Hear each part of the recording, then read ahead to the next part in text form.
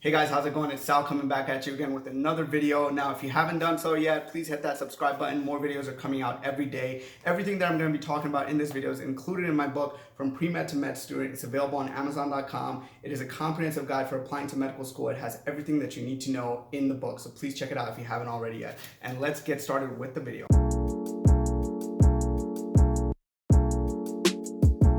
So the question of today's video is, should I apply to med school with a low GPA? Now in this video, I'm going to be talking about United States medical schools, but you can definitely use the same concept for PA schools, nursing schools, etc. Now for United States medical schools, they're looking for a cumulative GPA of around 3.7. Now that varies around the nation, but it's around average. So if you have a lower GPA than that, let's say you have a 3.6, you're not so much out of the ballpark, right? But if you have like a 3.4, you're not only below the average, but you're actually below that magical 3.5 cutoff, which is actually not even a cutoff anymore because it used to be about like 10, 20 years ago. Now the cutoff I would really say is around 3.6, 3.65.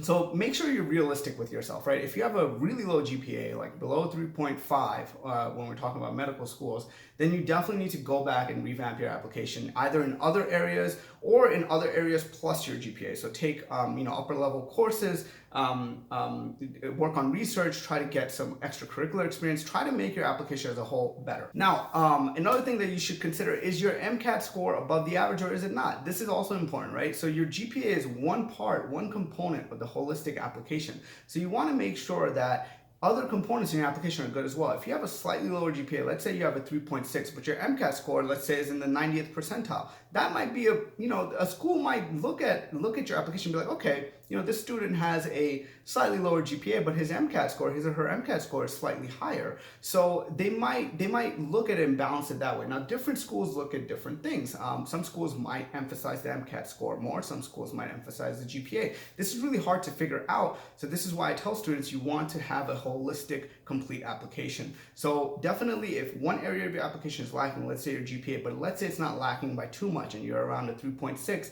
if you focus on your MCAT, your extracurriculars, taking upper level courses, doing research, that should be just enough to put you over the edge, but it's definitely not a guarantee. Just remember that. Another thing that students do not consider is, what about your med school list? Is it top heavy? Are you applying to Dartmouth? Are you applying to Harvard? Are you applying to Cornell? What are you applying to? Now, if you're applying to top heavy schools and your GPA is low or on the lower end, you're definitely not doing yourself a favor, right? So this is why I tell students, get a subscription to MSAR. It is a lifesaver. If you go to MSAR, you can search schools, you can see their median GPA, their median MCAT for accepted and matriculated students. So if you have an MSAR subscription, you're basically trying to get a peer into the school's application process and what they're looking for. And that's what I recommend in my book, From Pre-Med to Med Student, which you can check out on Amazon.com. Another thing to consider is, have you applied before to medical school? If you've applied before and you haven't gotten in yet, then it is critical that you absolutely revamp your application. So that means taking upper level courses or doing an entire post-bac, doing an SMP. And if you don't know what an SMP or a post-bac is, again, I speak about it in my book, From Pre-Med to Med Student, extensively.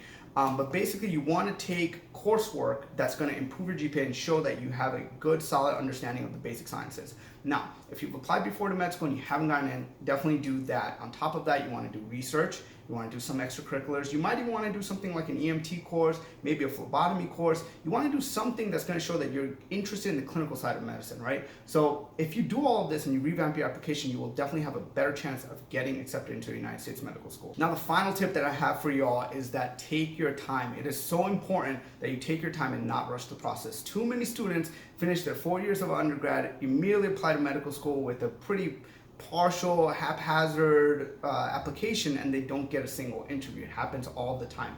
Take gap years. Bolster your application.